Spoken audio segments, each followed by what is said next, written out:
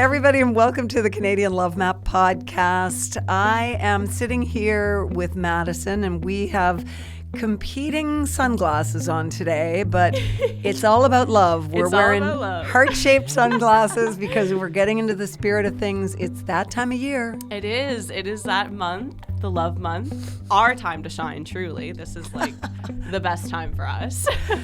February, sponsored by the Canadian Love Map podcast.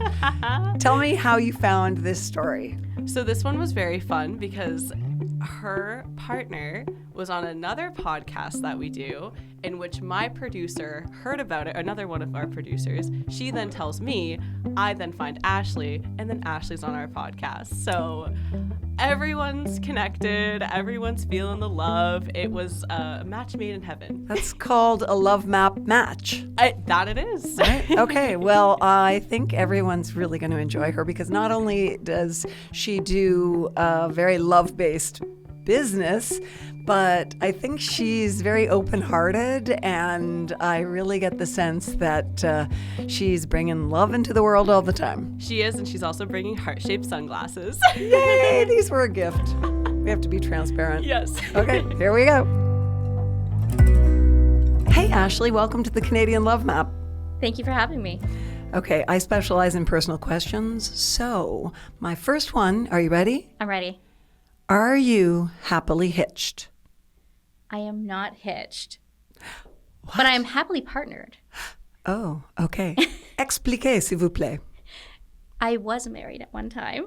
Oh my gosh, we are getting personal right away, very listeners. Much are. You know, it's funny, I'm probably my ideal client for happily hitched.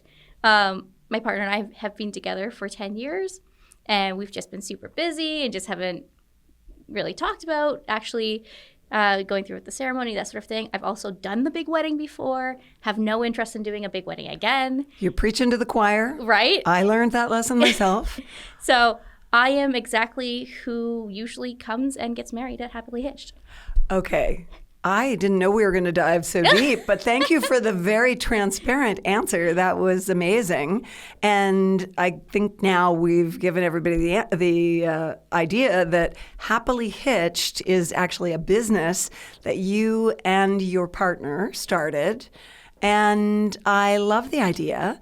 I'm going to ask you another strange question to start, though. And this is something I'm really enjoying asking people when I just meet them socially these days because it's hard not to get a good answer. No pressure. What is exciting you these days? Oh, there are so many things. On so many fronts. That says a lot about your full life and that you're embracing it with enthusiasm and... Absolutely. Yeah. On a personal side, I've been doing some strength training, and I've never had a physical activity before that I've done that I've enjoyed and wanted to stick with. So to me, it's just learning my body and getting back into my body and feeling strong. And it's not about how I look now, like going and exercising. It's not about punishing my body and trying to make it look a certain way, but to just feel good in my body. And I think we're sharing a brain. You're telling my story. Yeah, absolutely. And that is addictive in a strange way. It's the most wonderful kind of addiction, isn't it? It is. Yeah. Yeah, thank you for that. Because you reminded me that I am feeling that as well. That's good. I can't wait to hear about your story of your business. But first, I'd like to know a little bit about you, if you don't mind, because we are really talking about love and a love-based enterprise today, but also a great deal of creativity from your part in terms of deciding that there was this opportunity and this hole in the offerings, and you just sort of jumped right in with both feet, or all 4 feet, you and your partner. That's it. Well, and I think that's something that we have a habit of doing in general, just in our lives. We moved to Nova Scotia in 2020 in the middle of a pandemic. Where from? Toronto. Okay. We were one of those people. What month? And isn't it funny that we all can probably go, okay, 2020, which one month? And we know a lot about the story given that timing. It was October 2020. We were both working in the events industry in Toronto. And of course, with COVID, that was one of the first industries to shut down. So I was able to work remotely for a good part of the pandemic, but we're sitting there thinking, why are we living here? We don't want to be here right now. We actually didn't want to be there for quite a while, but we were so busy and it just was never a good time. And that was the time we had some space to kind of think about what we really wanted with our lives and where we wanted things to go with each other. And we were sitting over dinner one night and I said, you want to move to Nova Scotia? And Really? he thought about it for a few seconds and then, yeah, you know what? Let's do it. Wow. Okay. Why Nova Scotia? Was there a background reason? Do you have roots in Nova Scotia? I do, yeah. So my grandparents are from North Sydney. Oh, wow. But they did move you're to a one. Cape Brettoner at heart. I understand. I was raised by East Coasters. Yeah. Yeah. So it's always felt like home. I've not spent a ton of time here before we moved here, but every time I was here, it just felt comfortable, felt like home. He had never really spent much time here at all. He spent, I think, a week here in the winter for work once, and I was surprised he ever wanted to come back after that. But he said yes, and we just, within, I think, a couple months, we had packed up our cars and our dogs and moved out here. I love that. And I know that you were part of an exodus from other parts of the country, especially big cities, where they said, we're going to Nova Scotia. It's sort of like the Beverly Hills hillbillies, where they loaded up the truck and they moved to Nova Scotia. It's so great. Well, and a lot of people ask if it was because of how safe it was here during the pandemic. And that was definitely a plus, but it wasn't the draw. It was really, honestly, just having the time and the focus to be able to make those plans and make that shift in our lives. It was being forced on us anyway. So why stick with something that wasn't working anymore, that we really wanted to get out of? Why not come somewhere where it's beautiful, we feel happy and fulfilled? So since we're talking about love, I would love to know whether you both have a love for the ocean. Oh, yes. Yeah. Oh, yes. I wondered if that was part of it. Well, it's interesting. So my partner's a photographer. He specializes in headshots and portraits. He really didn't have much interest in photographing landscapes before that. He found people very interesting. He loves working with people, directing people. But when we moved here, he fell in love with the landscapes. We've been traveling all over the province, and he's just been able to capture a lot of it. And a lot of it is, of course, the ocean. Everywhere you go, it's there, and there's different landscapes in every parts of Nova Scotia. It's beautiful in a different way. And so actually, he just released a book with a bunch of his photography called Come From Away with a Camera. Oh, what a great title. I love that. And I get why the ocean would kind of flip a switch for him because, as you say, there's a diversity in the landscape here, but a lot of provinces in Canada have that. Sure. But one thing about the ocean that I think is the sort of foundation of why so many people love it is that it is constantly changing. It never looks the same from one day to another. It's like a friend who always brings something new every day. That's it.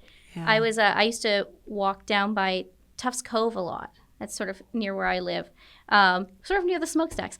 And I would do the same walk every day, and people would ask me, well, doesn't that get a little bit boring? You see the same things all the time. Like, oh, no, sometimes there are seals out there, and sometimes the water's calm, and sometimes it's choppy, and it's fun. It's very, very neat.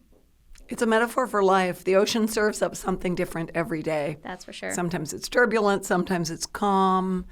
Yeah. And sea sometimes the glass. waves knock you right over. That's it. Yeah. Okay, so you get here. Was it when you got here or before you actually arrived? Because I know moving is a lot on its own. At what point did you say, okay, let's go into business? Pretty quickly. So I had the idea to do these sort of pop-up weddings in Toronto before we moved. But I didn't want to go into other spaces. I thought, well, why don't I just have my own venue? Vegas has been doing it for decades and it's working for them. I see a place for this now, even before the pandemic. And then everything shut down. So that was probably good I didn't start it there. And then we moved here, and I took a couple of years to get my feet under me before I committed to getting a venue and getting all of that started. So what I did was I dug into the wedding community here, the wedding industry, and I was planning the larger weddings. Right. For the first couple of years. Which is what most people in that space are doing, right? Yeah. And did you enjoy that? I did. It's the thing with planning weddings, it's all about love. And everybody was happy to be there and they want to celebrate and they're having a great time. But it was during that time when I was really starting to see there is that place for something that is smaller, a little bit larger than the courthouse, but still feels very wedding and special. What drove you to that realization? I think mostly it was about talking to the couples after their weddings.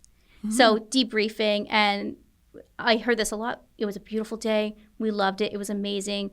We couldn't imagine something better or more beautiful, but it was so expensive. I was going to say, but now we're going to be broke for the next 10 years. And knowing what we know now, would we have put so much into certain areas? And I would try to coach a little bit as we were going along, but this is also their vision. This is what they want. And people don't know what they don't know. So I would give them all of the options. And if in my professional experience, where people tend to get the most bang for their buck, but it really depends on the person. And some people really want fresh florals, and that's where they want to put all of their budget. Some people don't care at all about flowers, and they just really want to have a really cool band. Yeah, right. So that's cool, and a cool party. Exactly. But I can sort of see that you would show them all the options, but you, almost like a therapist, you want to hold space for them, but you don't want to try to push them in one direction or the other. You want to allow them to come to their own conclusions, and yet you're standing there, having had the experience as I have. I think that when you have the big wedding, it ends up being so much more about the show. It's performative to some extent. Sure. Whereas if you then have, as you may find out, if you have a really small wedding, which was what my second one was, it was just, less than 10 people in the room and the judge, and it was about what was being said and the vows that were being made rather than all the parents' friends and the people you don't know and all the celebration is great. 100%. But so I see there's a very valid path either way. Sure. And people are going to choose what they want. There's always going to be a place for the larger weddings. For a lot of reasons. One, people's visions, families, cultural things, religious things. So there will always be a place for that. But again, they're for folks who've already had the big wedding, or maybe who are just really looking at their finances and saying, we can't afford that. Even if we want it, we can't afford it. But then there are a lot of people who just don't want that at all. Right off the bat, that's plan A, is not to do something like that. So tell me a little bit more about what you offer and why. Okay. Happily Hitched has all-in-one packages. So every package comes with just as the piece, photographer, cake and bubbly, and the space. So whether you have 2 people or 20, it's all there for you. You're not vetting vendors. You're not going out searching for them. It's you're paying one fee to one person, and it's all taken care of. So sounding easy. And that's the appeal. I love that already. Right. So you're making me want to get married again. Kidding. Sorry, Annie. Well, when we were setting up the space, we have this neon sign that says Happily Hitched. And my partner Jay and I took a photo in front of it, and we were and then we had so many people messaging. I was like, oh, really? And they were so excited. Oh, no, sorry, this is not an announcement. This is just a nice photo of us. Psych. That was great. But people are looking for solutions like that, and especially after COVID, when we had the wedding boom there for a while, vendors were booked out a couple of years in advance. There are only so many vendors and so many couples. Right. So being able to connect people with people I've already vetted and know produce quality work and are great to work with and would really give them a nice, beautiful wedding. It's that peace of mind, I think, is really what I'm offering. So have you spent time in Vegas? No, not yet. And was it sort of inspired by a little the bit Vegas wedding? I mean, I took little pieces of it. People joke. They're like, oh, well, so can we just go out for drinks at Pizza Corner or downtown and then just pop in and get married? And I mean, as fun as that sounds, legally, no. You do have to get a marriage license. You can get it in the same day that you get married, though. You walk in, you pay the fee, you fill out your forms, and as long as everything looks good, you get it the same day. and walk out. You can get married the same day. Wow. So you're sort of a concierge as well. Yep. You have that knowledge. You can really guide people along. Mm-hmm. Do you have Elvis? No, but we do have a drag queen who can marry people. Oh, wow. Devastation from Station DRG. Oh, yes. Yes. So Wow. she we've had a couple of weddings now. Actually, So one of them, she has the certification Yep. required. Yep. Oh my gosh, isn't that cool? That Yeah. also tells me that your focus is very inclusive. Mm-hmm. I assume that's the case. Absolutely. Speak more about that if you would. As a queer woman myself, I definitely feel a need for that. I know we're very straight presenting with my partner and I, but we are both queer. And I will say, when I was planning weddings, especially the larger ones, a lot of the industry is focused around a very specific kind of couple. And although some vendors will say, oh, we're inclusive or we're accepting, oftentimes you go to their website and you don't see any representation there. Right. And you really have to dig for it. And I didn't want couples, whoever they were, to question whether or not they could be there. And even have to ask that awkward question of, is it okay? Or to have to try to feel out that vibe. It's just, I want people to know right away, as soon as they come in, that this is a space for everybody. Okay, there's the love word again. I really love that. That's beautiful. And you're right that, if you are not of the community, as strange as that sounds, it may not just be on your radar as a business person. Sure. Which is a fault or a flaw, but it's wonderful when a company is really very forward thinking and really says it right out front, like, hey, everybody come and get happily hitched. Absolutely. Yeah.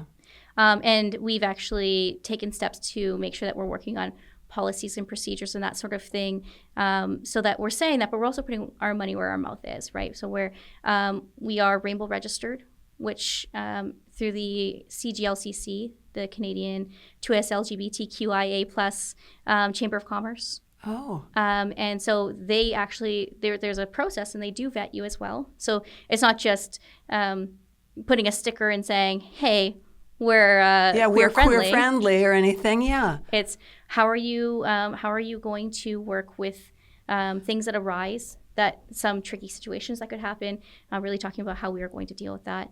Do you have gender neutral bathrooms? That sort of thing. The language we use on our forms. So I don't use gendered language like bride groom. I use partner A, partner B, that sort of thing. I'm so glad to know about that because I've never heard of it. And I would expect that a lot of people who are listening might not have either. So, yeah, I really appreciate that there is that in existence. What do you love about what you do? Oh, I just love Oh, seeing I wish I could show a picture of her face right now. She really does love it. It's legit. I love love. Yeah. And it sounds so corny. And I've been asked that question several times, and that's the best answer I can ever give. I try to find other more eloquent ways of saying it, but I love love. And I'll say that almost every wedding I cry. Do you? Then she's crying now. Okay. I'm doing a play-by-play. Okay, there's a tear rolling out of her right eye. It's I'm not that good of inching an its actor, I way promise. down beside her nose. Sorry, just kidding. It's just and especially with the more intimate weddings. You were talking about the whole kind of production of some of the larger weddings, and those are so much fun. And I remember back to my own big wedding. Sometimes I try to think back and I can't remember what I said during our vows. And I don't remember specific moments because it just felt like such a big, overwhelming thing. Blur. Total blur. If I didn't have photos, I'd be like, was I even there? I don't know. Like, what happened? But, and that's great, and it's so much fun. But with the small weddings, I see this all the time. People are really in the moment with each other, and they get to spend time with their new partner. Their spouse. I mean, I guess they're not a new partner, but this new level in their relationship, or this new public-facing declaration of their love for each other, and they're just soaking in it with each other and the nearest and dearest, literally the people who are the closest to them. It's there's really a beautiful intimacy about that, isn't there? That's really nice. Do you love your life in Halifax? Oh, so much. Yeah. living in Toronto, I was near water. We had Lake Ontario. You know, it was there. It's not the same as the ocean. No. Well, and I remember years ago Sorry. there was some ads trying to get people to move to Nova Scotia. And I remember on the TTC, I'm sitting there and there's an ad that says, "Hey, Ontario, I hear you have a lake. That's cute." That's good. That's clever. Look, there are a lot of great things about Toronto, and I do miss for things sure. about And it it. offers so much. Absolutely. You know, more than a small place can, but they're different. They're apples and oranges. And I would say that my life here feels more full and fulfilled. I have more of a community here, professionally and personally. I also find that my time outside of work, I can go 10, 15, 20 minutes anywhere in any direction and be somewhere beautiful and just really disconnect from work and be in a beautiful space and just ground myself. And I love that. Hello, Nova Scotia Tourism. I just want to hook you up with Ashley, who might be an excellent poster girl for you. She could do your ads from now on. No, that's it. That's beautiful. And wherever people land that suits them, it could be anywhere in the country, anywhere on the Canadian love map. Yes. And as long as, you know, it suits them and it's about finding that place where you feel content. And yeah, that is, I'm going to tell you that's music to my ears that you enjoy it so much. And I also can speak as someone who is at a point in my career where I love my jobs because I do a variety of things, but I really don't do anything that I don't love doing. And there is something so delightful and I am so grateful for that. And speak to what that's like to do something for a living that is fun, rewarding, and it doesn't feel like work a lot of days. Yeah, absolutely. Well, I actually had another career before I was in events and weddings specifically. I was an addictions worker for almost 8 years. Oh, Ashley, I didn't know that. That's cool. Yeah. And that's a whole different world. And that was work. Right. I mean, as much as I did enjoy the work that I did to a certain extent, you have to if you're in it for that long. I enjoyed the people I got to meet. I was inspired by them all the time. The most resilient, beautiful people you've ever met in your life. But it does a lot. It sucks a lot out of the soul to just be seeing people hurting all of the time. And there's a burnout, I'm There sure, is. in that. Yeah. I think about the burnout rate is about 4 years. Wow. And I was almost 8 at that point. So it was time. Yeah. But you know what the two, I mean, this is obvious probably, but the two professions, while very different, have in common that you're a helper. Yes. And you are helping people. And there is a joy in that, for sure. It's service. Well, that's it. And when you were speaking earlier about almost being a bit of a counselor to the couples, I definitely relate to that because I use a lot of the same skills.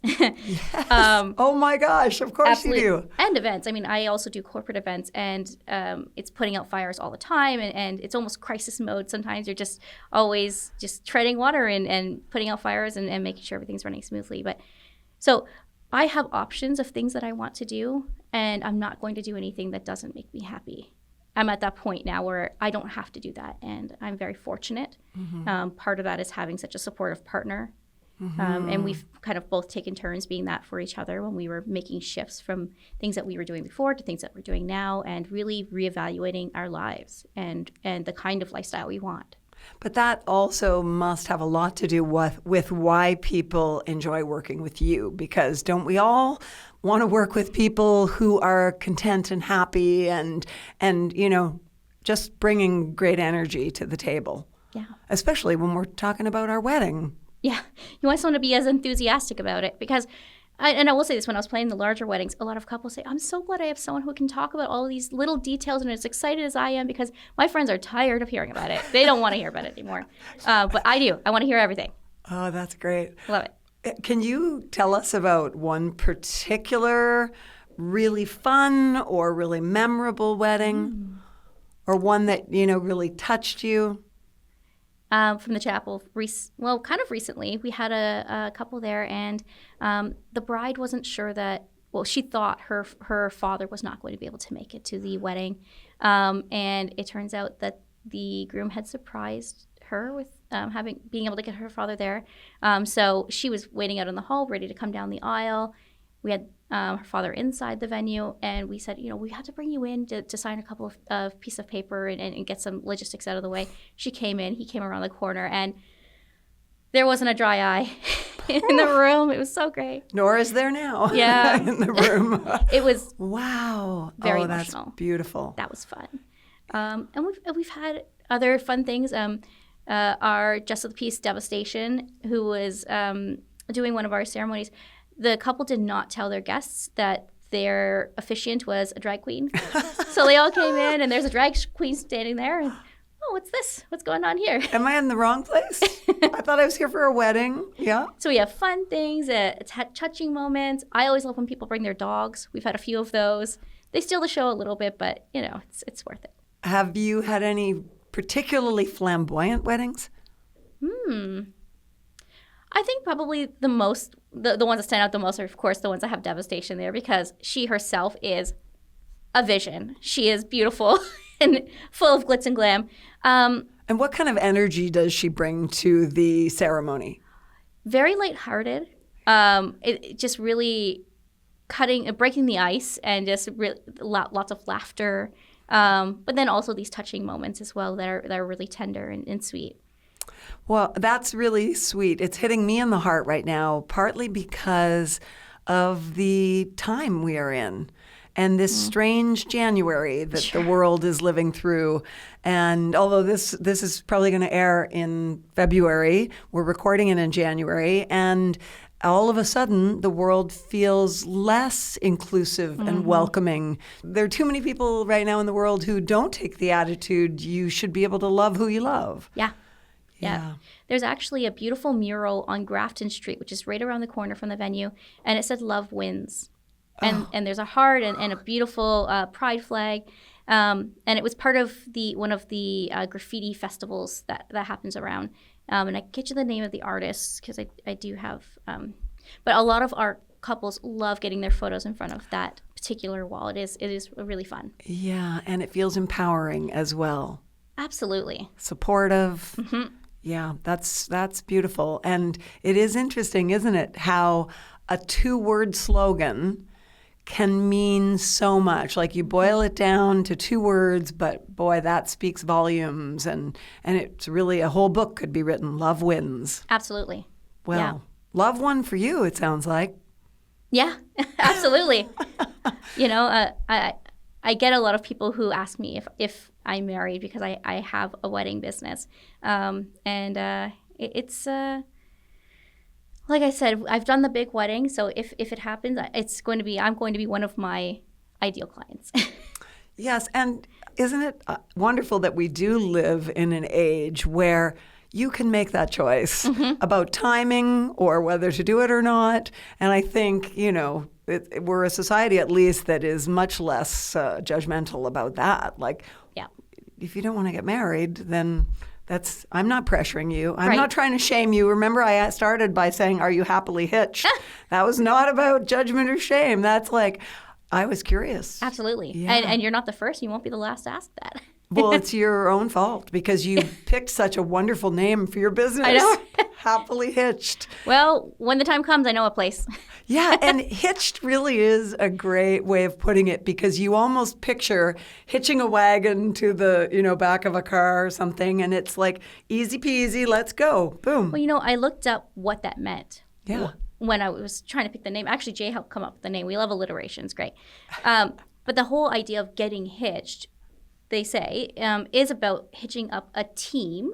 Yes. So you might have a couple of horses or a team, and you want them to be equally matched because you don't want one to be stronger or pulling ahead, or you want them to be able to be equally matched so that they're pulling evenly. Mic drop. There's always a mic drop moment. I love what you're doing, and I'm so happy that you were willing to come and talk to me about it.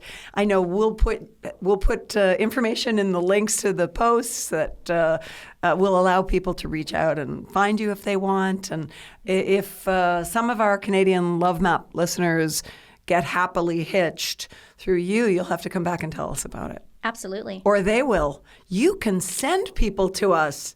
There you go. Madison is always looking for great stories. I love it. You are now an ambassador out in the world. You are a satellite operation looking for love. And I will say, we have folks coming from other provinces to get married here.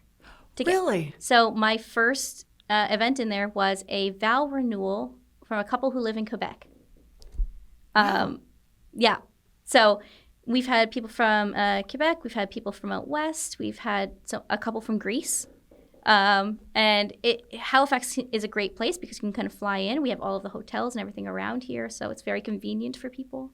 Okay, so all of a sudden I'm thinking you probably also have all these great ideas. Say I'm someone from Calgary who's hearing this and saying, oh, well, we want to elope, but maybe we'll do it in Halifax. Maybe we'll go and see Ashley and get happily hitched in Halifax. Talk about alliteration. I know you've been here a short time, but can you offer them a lot of guidance in terms of where they should stay, where they should go in Nova Scotia, what they should do? I have a lot of connections in tourism around here as well, and that's part of being part of the industry or the wedding industry as well. I've been able to travel to lots of different parts of the province for that. I've also explored it as a tourist or as somebody who is new here and seeing it through come from away's eyes, Perfect. right?